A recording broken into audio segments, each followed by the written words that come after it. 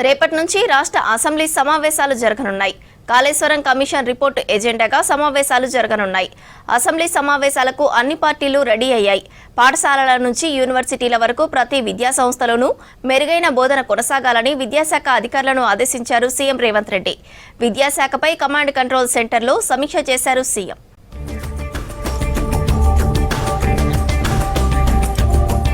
రేపటి నుంచి రాష్ట్ర అసెంబ్లీ సమావేశాలు జరగనున్నాయి. ఉదయం 10:30కు శాసనసభతో పాటు శాసనమండలి ప్రారంభం కానుంది. సమావేశాల నిర్వహణ, భద్రతపై స్పీకర్ ప్రసాద్ కుమార్, మండలి చైర్మన్ గుత్తా సుఖేందర్ రెడ్డి సమీక్ష నిర్వహించారు. ప్రోటోకాల్, ట్రాఫిక్ మేనేజ్మెంట్, వాహనాల పార్కింగ్, ఎంట్రీ, ఎగ్జిట్ పాయింట్లు వంటి వివిధ అంశాలపై డీజీపీ, సిపిలతో పాటు ఇతర పోలీస్ అధికారులతో చర్చించారు.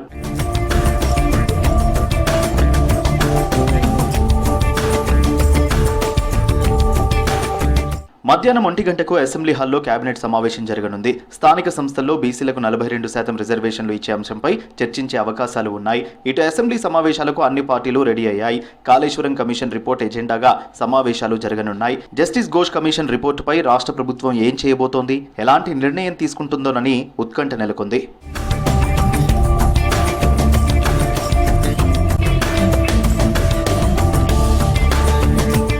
బీఆర్ఎస్ బీజేపీని కౌంటర్ చేసే విధంగా కాంగ్రెస్ వ్యూహం రచించింది. కాళేశ్వరం కమిషన్ రిపోర్టుపై అసెంబ్లీలో చర్చించేందుకు రావాలని ప్రతిపక్ష నేత కేసీఆర్కు ఇప్పటికే అధికార పార్టీ నేతలు సవాల్ విసిరారు. అసెంబ్లీ సమావేశాల్లో బీసీ రిజర్వేషన్లు, రాష్ట్రంలో యూరియా కొరతపై బీజేపీని కార్నర్ చేసేందుకు వ్యూహం సిద్ధం చేశారు కాంగ్రెస్ సభ్యులు.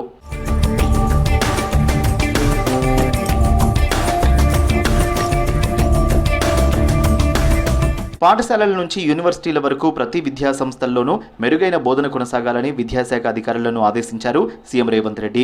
విద్యా బోధనలో నాణ్యత ప్రమాణాలు మరింతగా పెంచాలన్నారు.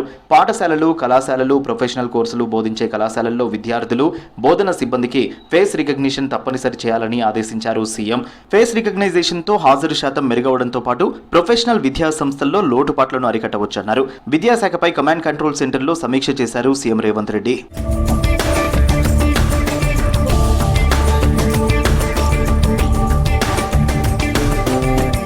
విద్యాశాఖ పరిధిలో అదనపు గదులు, వంటగదులు, మూత్రశాలలు, మరుగుదొడ్లు, ప్రహారీల నిర్మాణం వివిధ విభాగాలు చేపట్టడం సరికాదని అభిప్రాయపడ్డారు CM.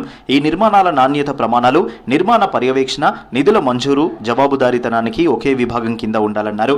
Young India integrated residential స్కూళ్ల నిర్మాణాన్ని పర్యవేక్షిస్తున్న విద్యా సంక్షేమ వసతుల అభివృద్ధి సంస్థ ఈడబ్ల్యూఐడిసి కిందనే రాష్ట్రంలోని అన్ని విద్యా సంస్థల నిర్మాణాలు కొనసాగాలని ఆదేశించారు సీఎం రేవంత్. ఈ సంస్థకు అవసరమైన ఇంజనీరింగ్, ఇతర సిబ్బందిని వెంటనే డిప్యూటేషన్పై తీసుకోవాలని సూచించారు. మధ్యాహ్న భోజన బిల్లుల చెల్లింపు ప్రాసెస్ను గ్రీన్ ఛానల్లో చేపట్టాలని, ఈ విషయంలో ఎటువంటి అలసత్వం చూపొద్దన్నారు CM.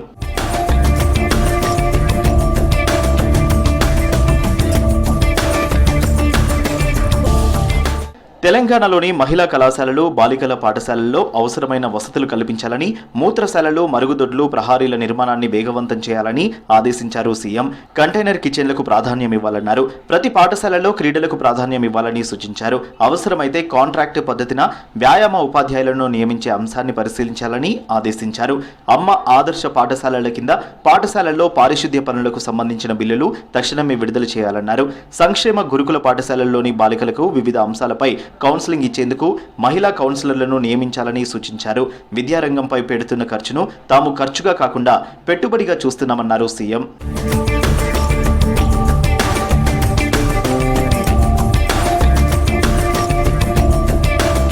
Young India integrated residential స్కూళ్లతో పాటు విద్యారంగం అభివృద్ధికి తీసుకునే రుణాలను ఎఫ్ఆర్బిఎం పరిమితిలో లేకుండా చూడాలని డిప్యూటీ సీఎం బట్టి విక్రమార్క కేంద్ర ఆర్థిక శాఖ మంత్రి నిర్మలా సీతారామన్కు విజ్ఞప్తి చేశారని తెలిపారు సీఎం.